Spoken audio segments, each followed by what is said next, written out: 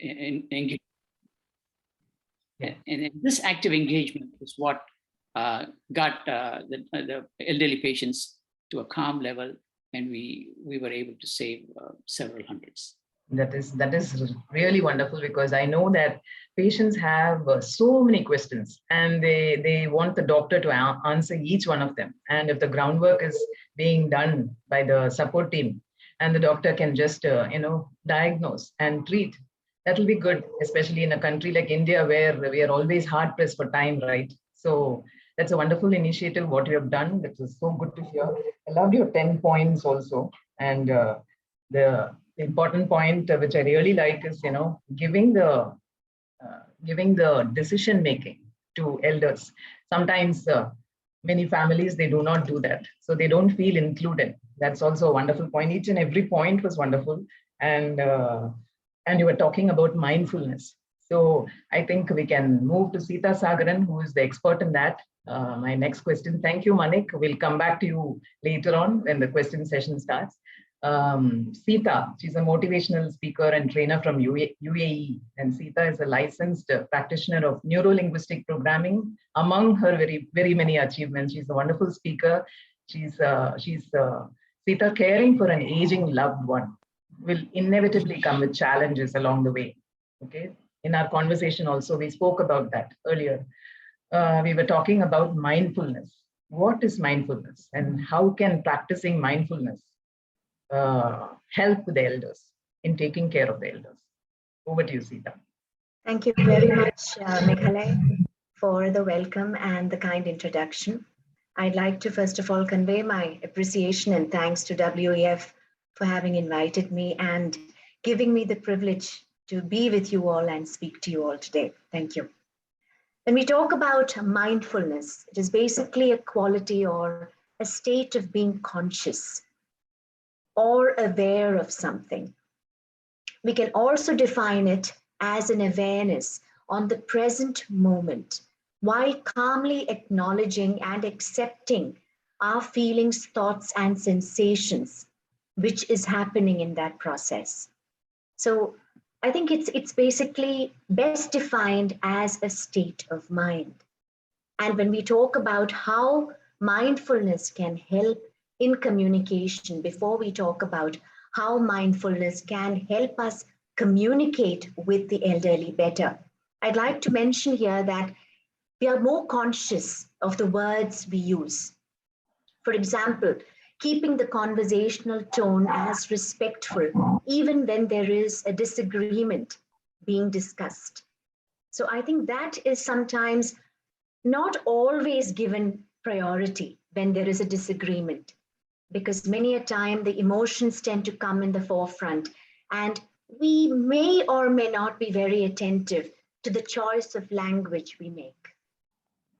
The second one is it enables us to rehearse our words. Yes, because when we are about to say something, even if we are not very comfortable about it, we might still think about what is the right word that I can use so as to not create any offense, at the same time enable me to communicate as clearly as possible.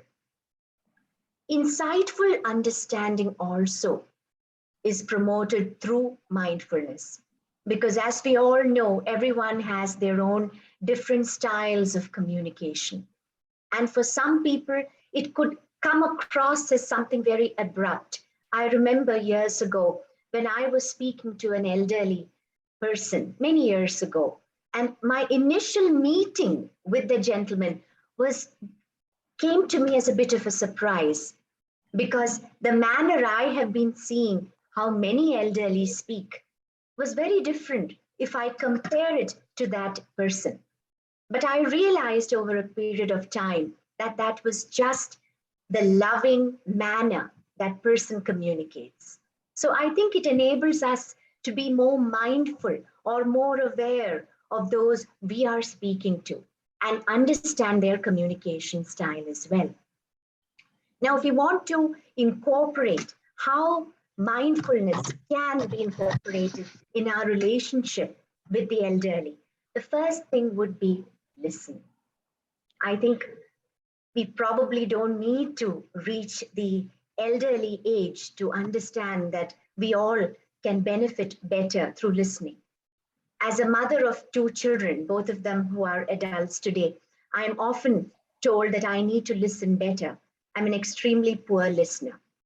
And I do admit to all my panelists today here, yes, I sometimes do tend to get a little carried away in my desire to communicate and speak. So listening comes first.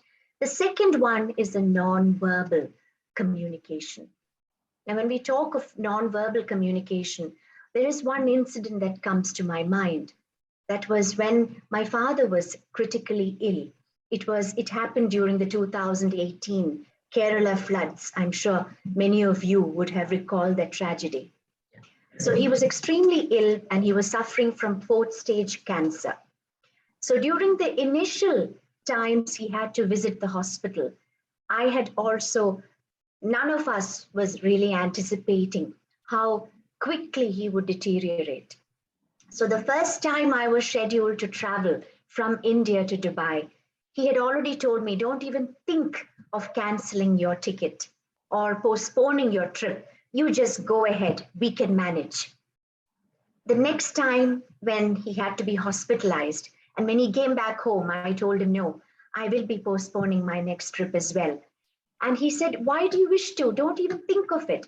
And I was very, very appreciative of the courage and the vibrancy he had when he assured me. The third time he fell sick and he returned from the hospital, I told him quietly, you know what, I'm not traveling anytime now. And the third time when I spoke to him, he didn't say a word. He merely nodded and he looked away. And I think that actually hurt me a lot more, because not the fact that he wasn't telling me to go forward and make the trip, but I could see from his non-verbal communication that he was probably relieved that I'm there, because probably by then he could see and sense that his health was faltering and he was deteriorating. So I think non-verbal communication can definitely help us a lot, because if he had chosen to be quiet and I told him that I'm traveling, knowing my father, he would have just kept quiet. And if I had probably overlooked the non-verbal communication he was giving, it would have been very sad, especially, I think, sad for the fact that he was suffering and he was not able to tell me because he was so concerned about my comfort that he wouldn't want me to change my plans. Mm-hmm. And the third one is about verbal communication, of course. And when we talk of verbal communication, there are times when you may find, or we may find, that the elderly, they might have their own ways of speaking, either because of their discomfort, or it could be because of lapses in memory, or it could be because they are not as mobile as they were used to years before. But I think, once again, our choice or the manner we choose to respond to their communication would enable them to feel a lot more secure and comforted. So even sometimes when they might respond in anger, if we just go to them and just hug them a little bit and say, what happened? For all you know, they might just tell you what it is, because they were not expecting that kind of kindness from us. So I think every step of the way, as we choose to respond to them, the first step would be thinking, what are they going through? Of course, we may not have any idea the extent of what they are going through because of their age and the difficulties they are undergoing. But through sensitivity, through a little more of compassion, we would be able to understand them a lot more. So the key strategies to ensure effective communication through mindfulness is we need to remember that words have immense power. So for example, if we are speaking to someone and that person disagrees with us, and if we choose to respond by saying, why do you speak this way? Or we choose to respond to ask them by asking them, can you please explain? I think the immediate reaction would be very, very different. And the second one is being present while communicating. How aware are we of the now when we are speaking? The third thing is incorporating tact and sensitivity in difficult conversations. Yeah. How tactful are we? And how much are we able to incorporate sensitivity? The fourth one is the comprehension of communication style, which I mentioned earlier, which would also enable us to understand people better. And I would also like to mention here before I conclude for any Q&A, any questions that might be coming forward, is that please, we need to remember that even though our communication style may be seen by some as not exactly as we would like to be seen, it takes time.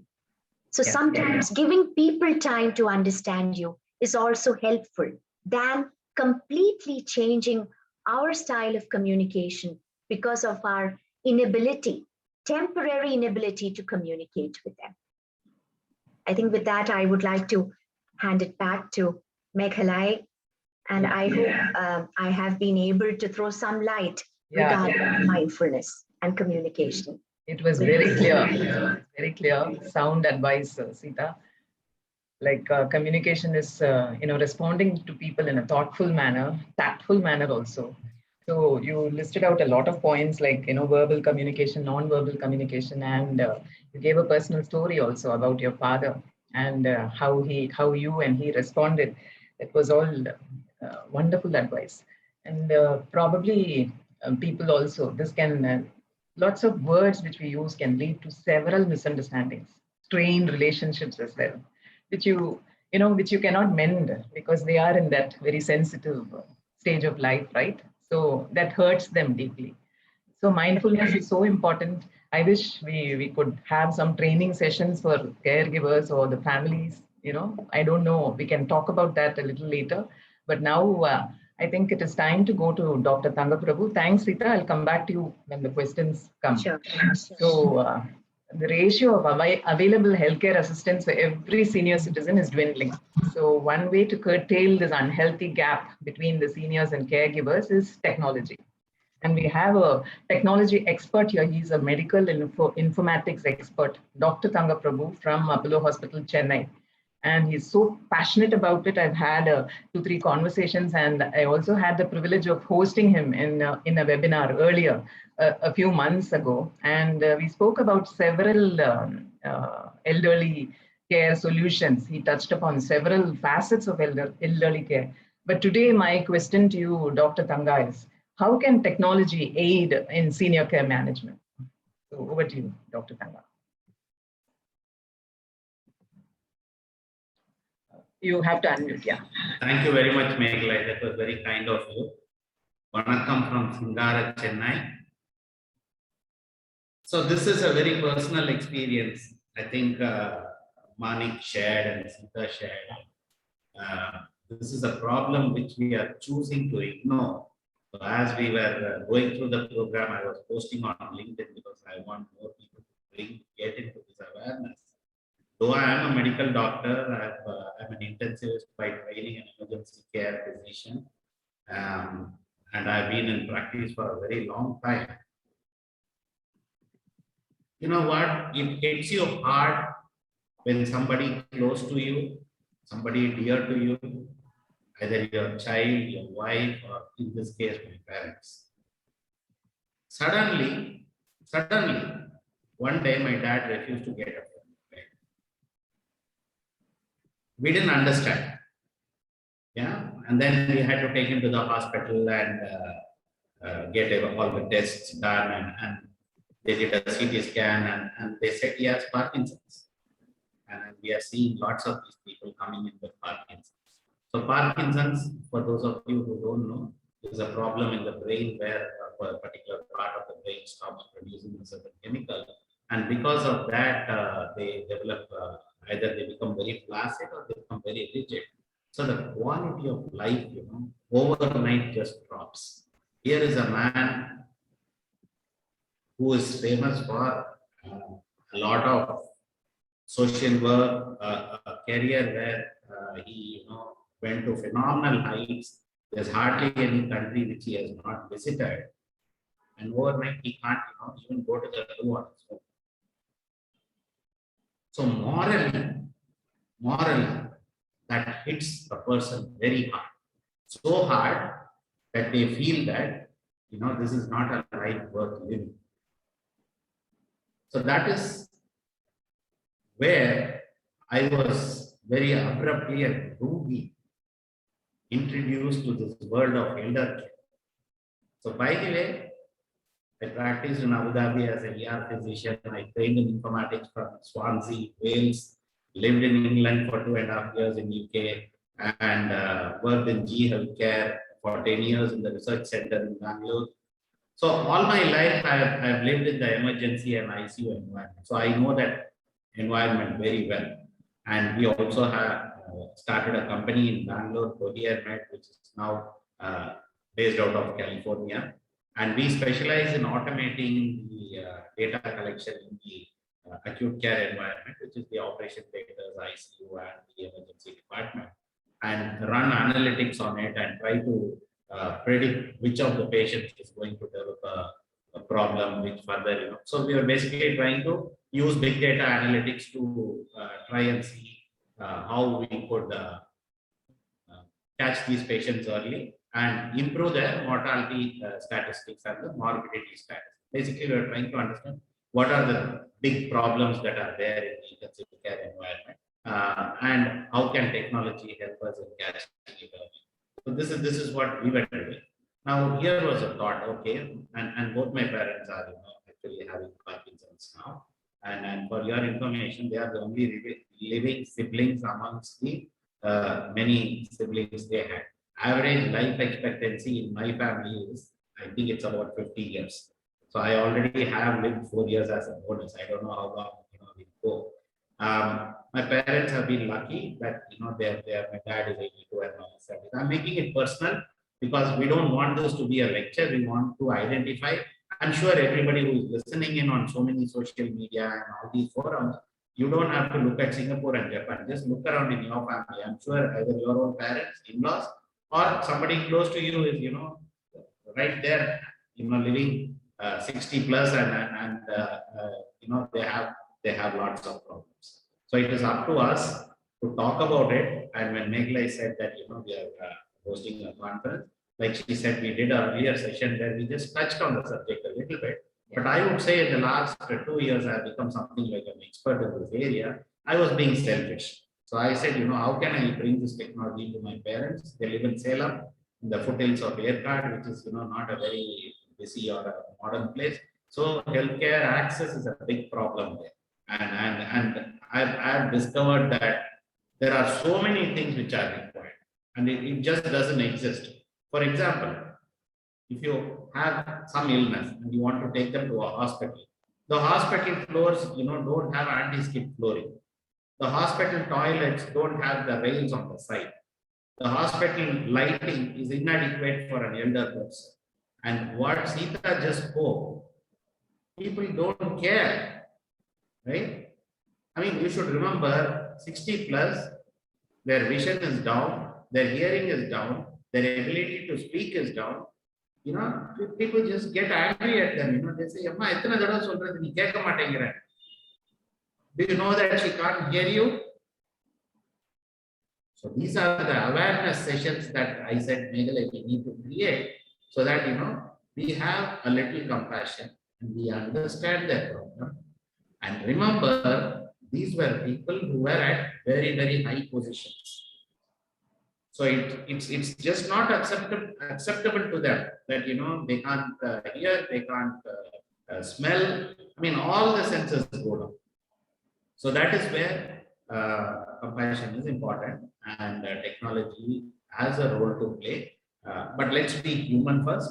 And when it comes to technology, what we have discovered is there are 5 big killers in the eyes. Sepsis, which is a severe form of infection, is the biggest killer. Almost 60% of the patients end up in this, and then it goes into multi-organ failure, and then like we say, they come in horizontally and they go out. I mean, they come in vertically and go out horizontally. This is how we describe.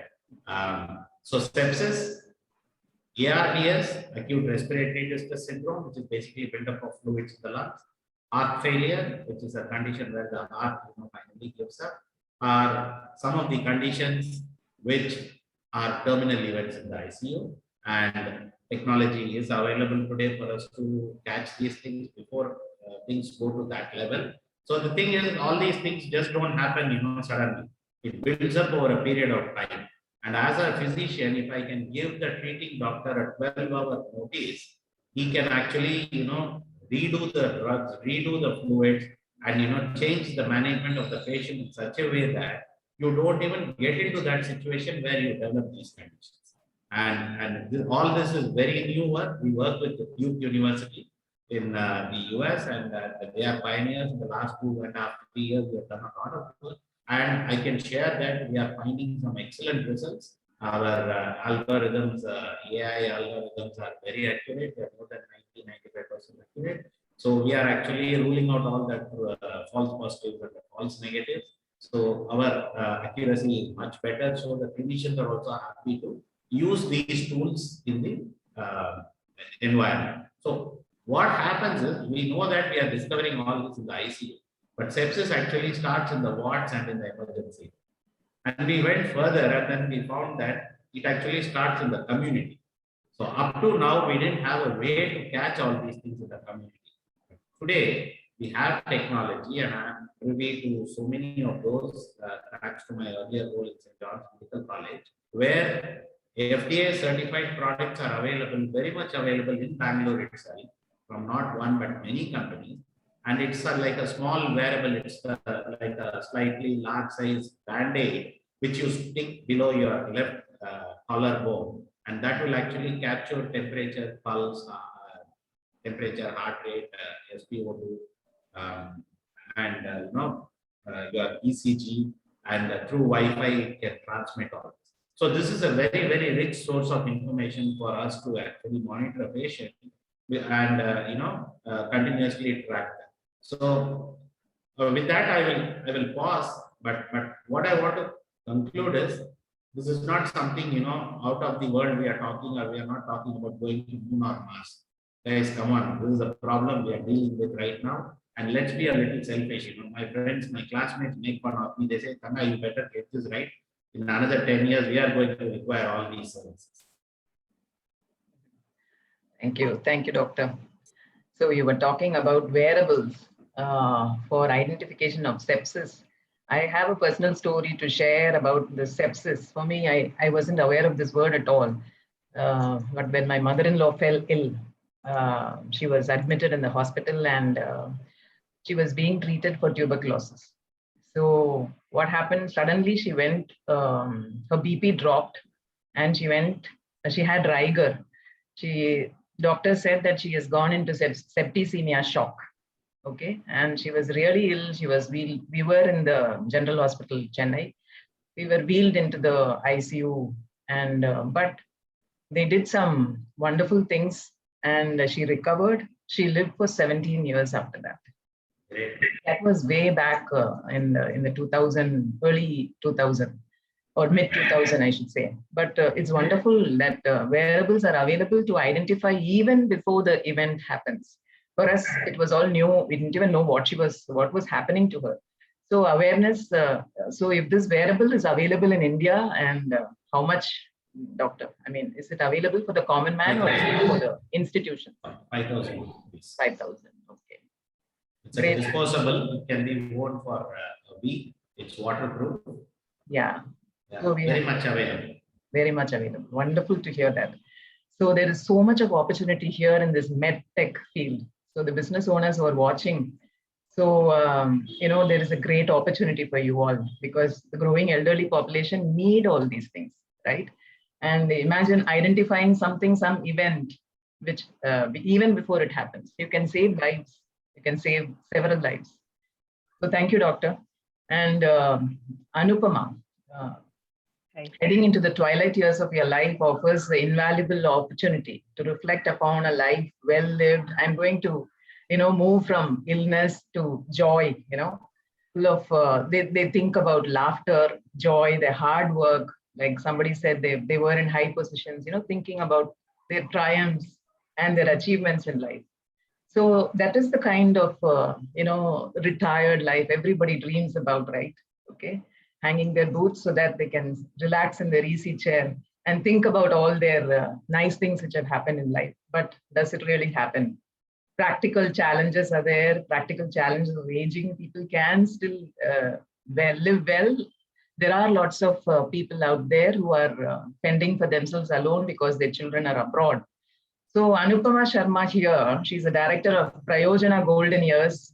I happened to go through your website, wonderful website, Anupama, and she has the answers to several of the burning issues which many elders are facing. In fact, recently I touched base with her because my friend, she lives abroad and she has elderly parents here. There are no siblings. She's only child and she lives there. And who is to take care of them? Who is to take care and of all the day-to-day activities? Then I was telling about Anupama.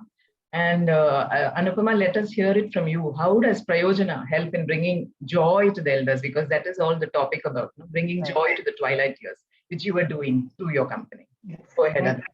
Thank you, Meghalay. Yes, that is what we do.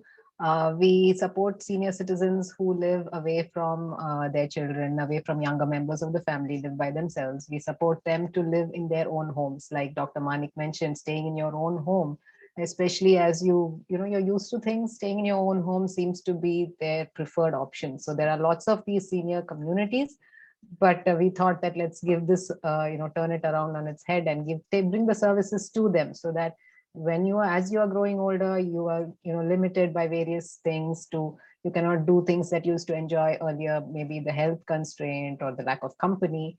If we could bring these services to them in their own homes, that might, at least they are in their own comfort zone, familiar surroundings, neighbors, social fabric is similar. So as historically in India, we have been having family, be with senior citizens, but that is changing. And the last 2 years especially has been quite rough on everyone for sure, but especially on senior citizens, they're quite lonely, and adapting to new technologies, not stepping out has rattled many of them. Now that we're slowly coming out of things, for us, it's like exciting. Okay, now we can step out. But for many senior citizens, they are really scared. That was very surprising. Like, people who have been very positive, confident people, after this 1.5, 2 years stay at home, to step out and go get something, they're like, oh, Pooname, I have to go. And who's going to come with them? So what we do is we have like a care buddy system. We go with them, we accompany them for various things. And the whole idea of bringing joy at any stage in life, it's important. It makes you, impacts your health, physical, mental, very positively. So being mentally active, being purposeful, all those things we believe are very important. So we strive to do that. And how do we do that? I'll just give you some examples that will be easier, and that will give other people listening also some ideas. Everyone is unique. So that part we should just accept.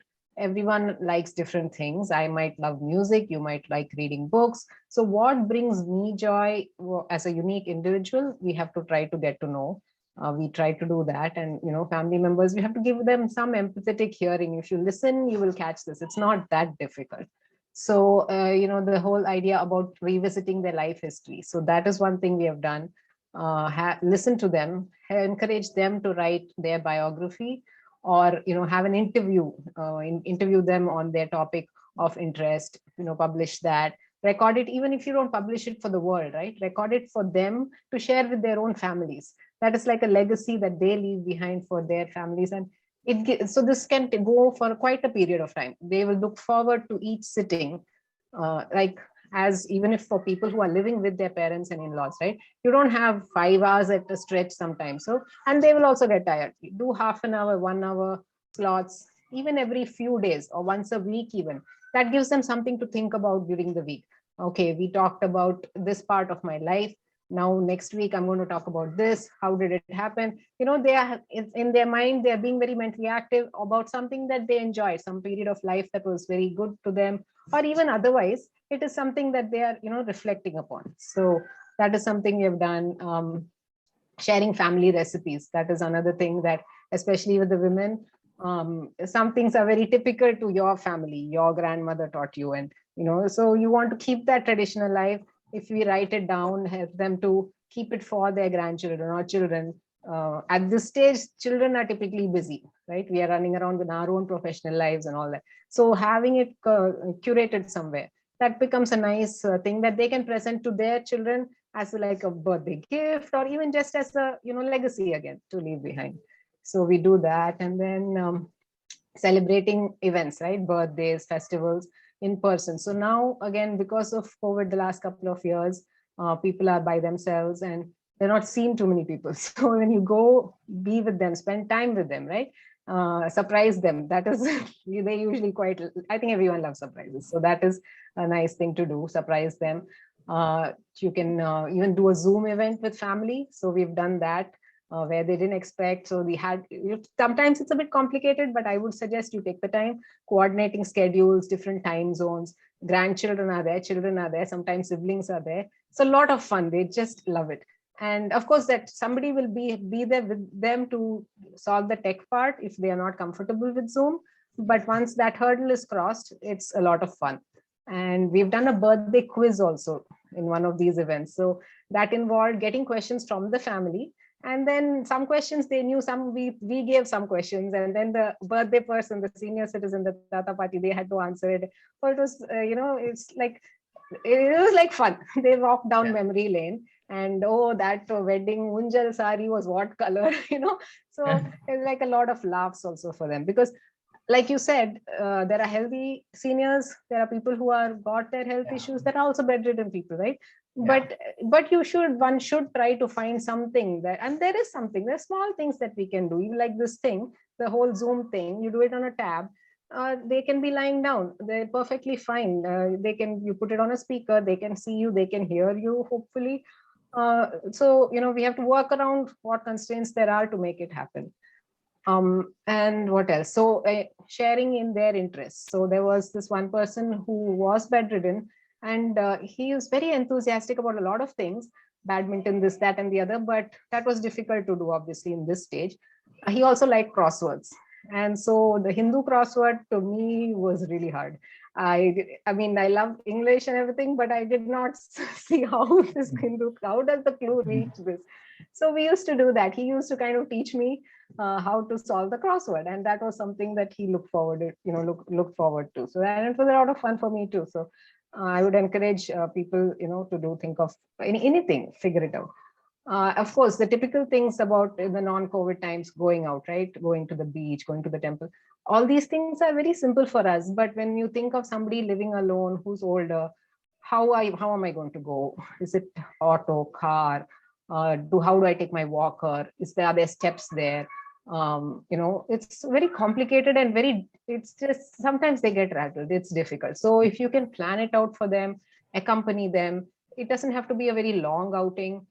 That will be something they look forward to, and they will look back upon it also. We went, it was so much fun, it's very nice. So that is something I would recommend. The music season this year is in person, online, there's a mixture of things. So for in person, of course, it's straightforward. We've taken them, find them seats that are near the exit, find them seats that they don't have to climb to if there's a lift. Do your recon before you take them. Make sure that it's easy for them to get to and get out of. Have transport logistics worked out. And then it's not a nice fun outing. They're going to get dressed up and go. And this is something that we've all done very, sparsely in the last 1.5 years. So that's easy. Online, it's easy for us, but for them it might be difficult. But so let's cast it on their TVs, because they're going to give them a tiny phone. They're going to say, it's like, this is hard. I've heard this before, or something. And it's difficult to hold the interest on a tiny screen. TV casting is fairly straightforward. Again, do one round before the actual event, and then stream it online. And maybe if you have the time to stay with them, you can do a dress up. It may be just 2 of you. That's okay. Dress up and sit and watch it like you were going there. It's the small thing that you can do. You can't go to the thing if your children and all are very concerned. Omicron, all that. Okay, let's not go. Let's stay at home and do this. So it's something else. Then what else? We've people who like music, not music period, books. Libraries were closed. last couple of years. So, we are, the younger generation is connected, WhatsApp, this, that, and the other, right? You can reach out to friends and family. This is the genre of books I'm looking for. This is the language. Does anyone have anything? Borrow it from friends and family. Networks are awesome, first degree, second degree, and people are always willing to help. So that's what we've done. We've brought books to people who couldn't get them otherwise. Gardening is another thing that people who, senior citizens who are able to do it, that has been very nice for them. It, some fresh air, you see something growing. There's a joy in seeing that grow from one little sapling and then it's flowering after a few months. It's very satisfying. So getting them seeds, saplings, things like that. There are very simple ways of helping them finding joy in day-to-day life. And tech education. So that it's not directly bring joy, but it's indirect, right? Because WhatsApp, where are the grandkids? The grandkids are on their devices. How do you connect with them now? So WhatsApp video calls, we've got, so initially it will be hard. You explain the same thing a few times. Remember, we are also going to get there. This is going to happen to us too. So Anupama, it seems like a dream come true, like care managers, as you call them, I think. It is like a dream come true for all the seniors. So Prayojana is the name, and you can check that out. A wonderful set of activities you've done. And I'm sure all your people who have signed up with you will be very happy with your services. Good. It's been joyful for them, and it's been joyful for us too. So we are very appreciative of that. And to wrap it up, so it's not about adding life, adding years to your life. That's great. But what life you have, let's add life to those years, quality. Years. Yes, that's wonderful. Thanks, Anupama. Moving on to Sudha Narasimhachar. She's the author and founder trustee. She's an author, and she's just released a book in this Women Economic Forum. And she's also the founder trustee of Sahayog. Sahayog is an NGO, and their main goal is to bring medical care to the poor. So let's learn a little bit about Sahayog from Sudha. And Sudha was also mentioning about how seniors face a lot of issues when they move to banking institutions as well as other civic amenities. She wanted to touch upon those issues. Over to you, Sudha. Thank you.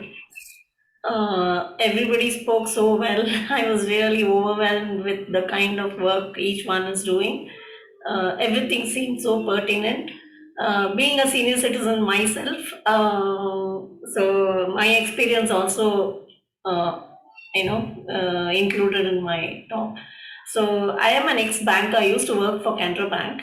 And I remember when we went for the training programs in the banks, what they advised us was, don't treat customers like numbers, you treat them like, they are human beings, so it's not just the account number, So there were examples of some senior citizens who went to the bank only to meet people because their children were away abroad and they were living on their own. When they went to the bank and met youngsters, they felt nice. So they would come on some pretext or the other, which really didn't, there was no necessity for them to come to the bank, but they would come and ask some repeated questions. And so we were advised to be patient with such people. Don't be rude to them. Don't snub them. Be very, I know all of you are busy in your work and you can't spare time to chat with an old man at the counter. But be very nice to him and, keep him engaged in between. It is not even necessary that you talk to him continuously. You be doing your work and in between you just ask one personal question. He feels very nice. So we were not allowed to be rude to old customers. But these days things have changed too much and technology has taken over a lot of things. And yes, some of us are comfortable with digital banking and online banking and all that. But most of us are very wary of technology because we hear of cyber crimes and things like that, cyber fraud. So we are scared that whatever the hard-earned money we have, being a banker myself, I quit the bank just before technology took over in full.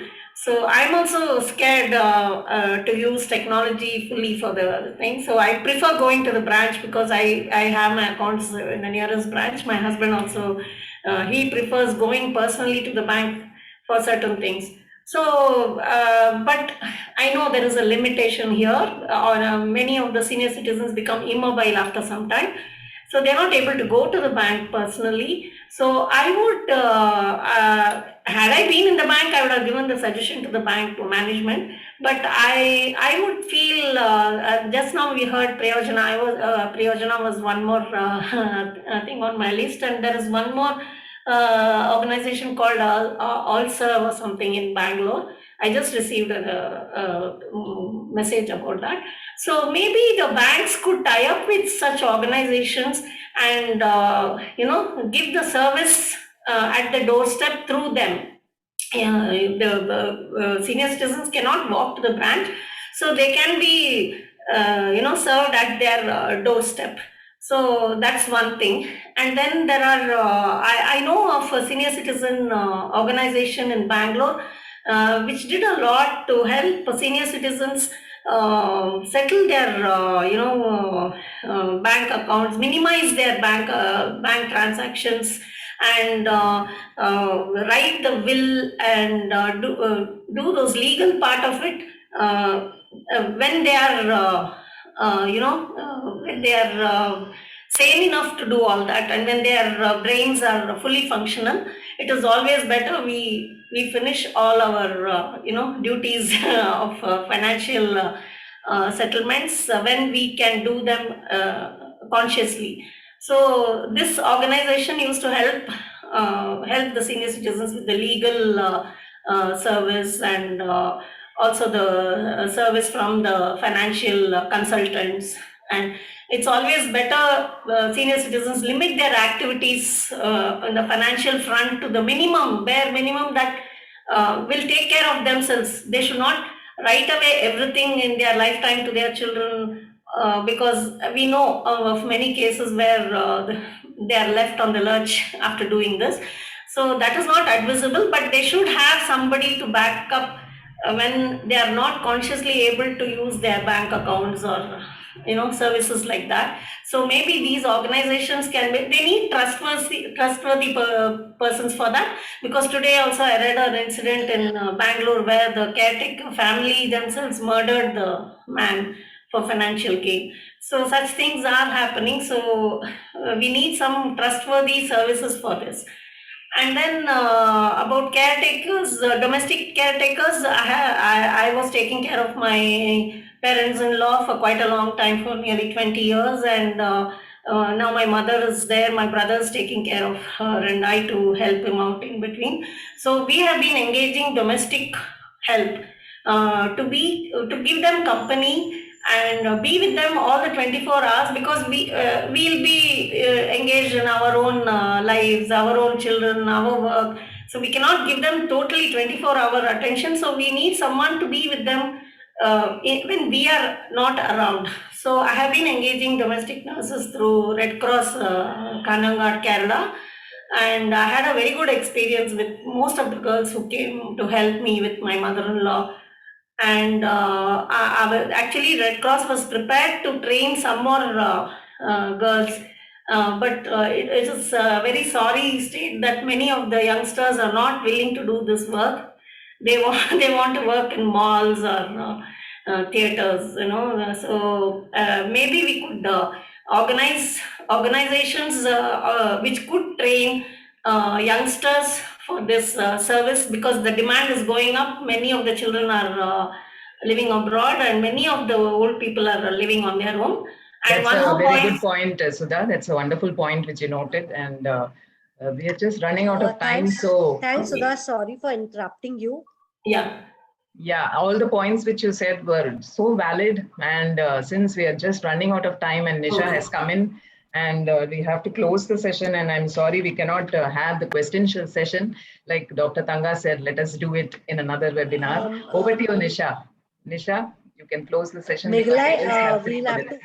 Yeah, please go ahead. Yeah. Go ahead, Disha. Thanks, Megla. I'm sure it's a great session. Thank you, all the speakers. We are time bound and we have to close the session at 8 o'clock. Thank you so much for all your inputs. And on behalf of WEF Economic Forum for your contribution and for the great work that you guys are doing, we are going to felicitate you with an award called Exceptional Leader of Excellence. The award would be mailed to you within 15 days in your respective email. So thank you so much for your time, and it was great to have you on a panel and the insights that you have shared. Thank you so much. Thank We'd you. like to close the session. Have a great day ahead.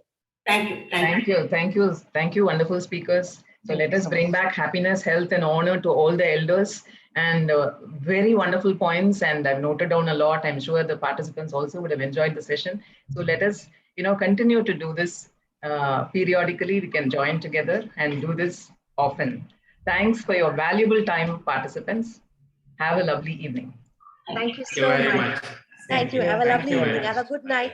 And Good night. have a great day, Mr. Manik. Bye-bye. Thank you. Good night. Bye-bye.